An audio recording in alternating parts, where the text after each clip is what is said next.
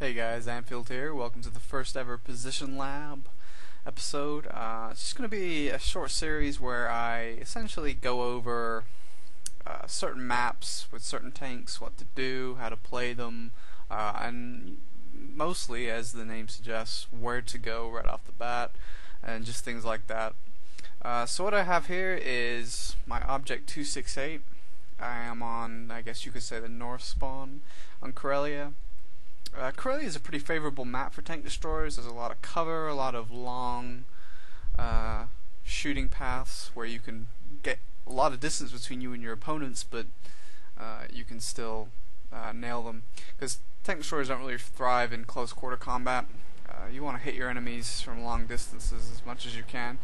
So initially with the tank destroyers, particularly here with the 268, it's important that you get initial shots off on enemies as they try to position themselves. Now this map is very well known for the fact that people like to make it to the donut, which is just this area here where their mediums will go. See our mediums going down here? So it's important that you support your mediums by firing on any enemy mediums that get here. So the 268 is really quick, and it has a high camo value. So the first spot I'm going to take is this one here. I'll be undetectable until the enemy's right on top of me. Let me just take that. So I look at the pattern, I think he's gone. So I go for the E50M, and there we go, right off the bat. I think, yeah, I think it's just the E50M that they send up there as well as the pattern. So they got the hill, but at least we got a shot off. That Foch, I managed to get his little, I guess you could say, it's kind of like a police bar like on the E100, but I don't know, viewport, whatever. So I'm going to try it again, and I think I get another good shot. The second one I loaded heat because the Foch doesn't have any spaced armor, but it doesn't have a lot of sloped armor in its front. So in case I miss, I pre-aim towards him with heat instead of AP rounds. So as you can see here, there's a JP100. I go for his upper plate. I hit his track instead, so the shot didn't exactly go where I wanted it. Because of the angle that he's at, he's actually pointing down, which is negating the armor on his upper plate, and so I had heat loaded, so I went for it anyway. And that's just a blind shot that I go for. So as you can see, they can't really do much with their position where that Foch was. He can't really go out there anymore. He gets spotted, he gets shot by any number of our tanks. They can't see me. They do control the hill, which is unfortunate, but we didn't really have a strong enough medium force going there, or they didn't do well enough. I wasn't really paying much attention to them. I just wanted to support them with initial shots. So, as you can see, this is a pretty good slot. I even get that bat shot there that tries to poke. Anytime they're going to get a tank that tries to poke around there, that's where I shot the bat shot. Pretty good RNG, but the 268 is pretty accurate, so I wasn't entirely surprised. And he comes back, and I think, no way, and I just clip him there for another shot. Start pre-aiming at the Ferdinand, but he gets absolutely eaten alive, so Foch comes back. I don't think I kill him. Yeah, E75 kills him. So as you can see, they can't do much with that position. We've got it lit all the time. They can't see me, I can see them.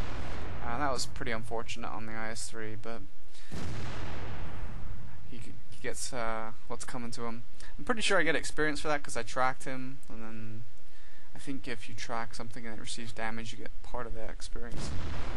That was just a blind shot, guessing where the JP100 is. I figure he can't really move much. The second he moves, he should get lit, so I figured he's still around that area somewhere. Which turns out to be right. I did guess the wrong side of the Ferdinand, though. And this again is just a gorgeous RNG shot. But as you can see, I've not moved the entire game, and I've done 5,075 damage.